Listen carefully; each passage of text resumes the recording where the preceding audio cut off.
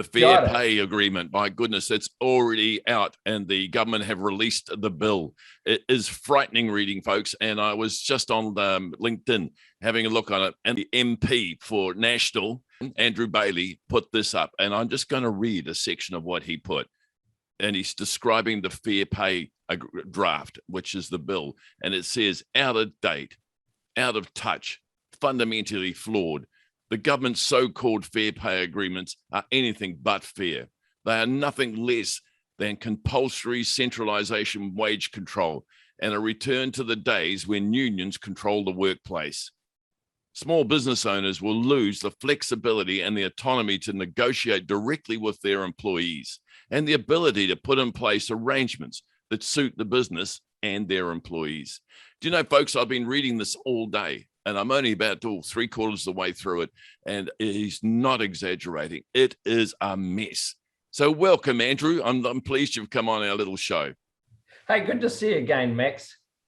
Wow, Andrew, this is really going to, but I tell you what, once the people realize what this bill's about, look, those mothers I meet all the time that really pick up their children from school will no longer have that flexibility. The hours of work are going to be set across the nation by a government, by unions, and the employers will be able to put their hand up. But at the end of the day, the government will decide on what happens. This is really critical.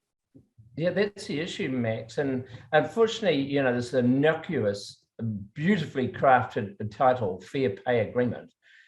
We're just concerned that it's going to go through and people are going to not be aware that actually it's nothing but fair pay. What it's about is actually removing the flexibility between employer and employee, particularly in small businesses, to be able to say, well, Joe or Jane, when would it suit you to come and work here? And what about if we do 20 hours this week, but you can have 24 during when it's non-school holidays or whatever, all that flexibility around it.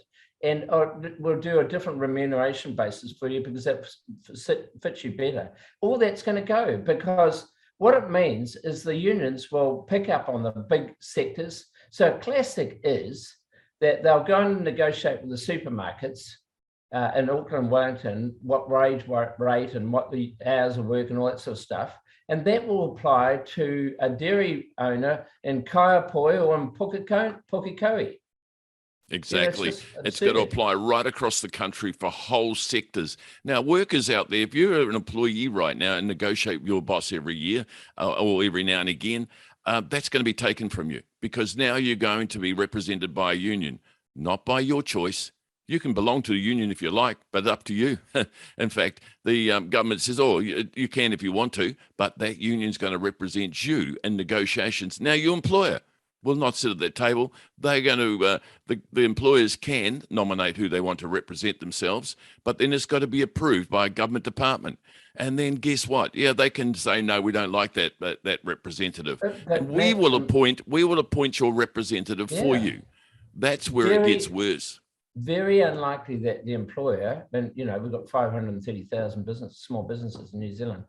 Most people won't have a dog show of being any representation. So you imagine if, just going back to the supermarkets will try and do a good deal for the supermarkets, and as a major employer, that's fine. But the Dairy Owners Association might get one person, but how that applies to the way that they operate a dairy that might have much longer hours or fewer hours or whatever, and take into account different locations, all that sort of stuff, much, much harder. And of course, it's suddenly just going to be imposed on them. And to be honest, this is a way of Labor rewarding the unions to be able to have greater control and to be able to actually act for non-union members, because as long as there's 1,000 employees in a sector or 10% of the workforce, they can drive this. So the unions then got the ability to actually put it in place across a great sector like the grocery trade.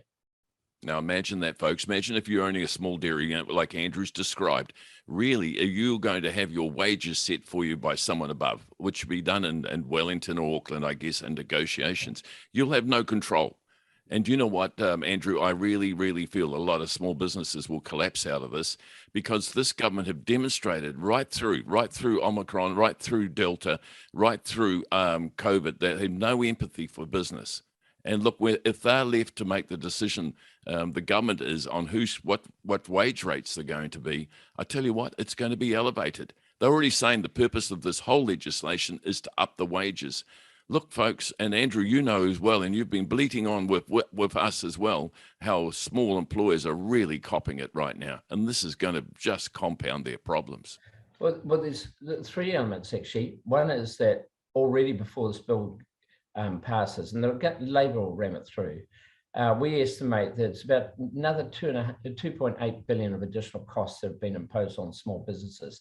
That's not the government paying it, that's small business owners paying that out in the form of increased wages, additional sick leave, all that sort of stuff. Some of that's okay, but some of it does come with a cost. Today, we will be debating in Parliament later tonight the final reading of the new Matariki Public Holidays Bill. So rather than replace a holiday like Labor Day, they're going to add another one. So this will be our 12th public holiday. And of course, then this thing's going to come through. What a great time to be introducing all this stuff, just when a lot of small businesses over the past 2 years have just been struggling. And you and I have been talking about this. They're stressed up to here. They've got financial pressures. They've got issues with not being able to get enough staff. They can't get product to sell. Do you know what, Andrew? Getting back to that public holiday, you've just rammed through and punch them in the head again. You know, Andrew, you just mentioned that public holiday, but who pays for it? It's very generous to give it away. The government's giving nothing away. They're paying nothing towards it. That's the small employers have got to pay their staff. It's very generous of them. And we just saw the doubling of sick pay. Who pays for that? Small employers or employers again. And this fair pay is nothing but hard. It's going to just almost break small employers if all this compounding issues that this government's showing us. Thank you so much, Andrew, for standing up for business. I really do appreciate what you do in the House. Thank you very much. My final thing I say to you, that, I think people in Labor certainly don't get this connection. If you don't support small business and small business owners, they're the people that employ most of New Zealanders. And if people lose their jobs, that's the worst outcome because they go on the job heap. That's why it's so important to keep that ecosystem. Small businesses are the powerhouse of New Zealand. This is one of those bills that will make it much harder, worse outcomes for both only the owners and also for the employees. I really think it's a bad move. Do you know what? It's so refreshing to hear a member of Parliament saying the small businesses are the powerhouse of this economy. We know that, but no one in Parliament seems to know it. In fact, we're treated as if we're just dirt, and that's really upsetting. So, Andrew, thank you very much for what you're doing within National, and may the next election get you guys back in power. May you be the Minister of Finance or whatever it might be, but by goodness, we're very appreciative of what you're doing.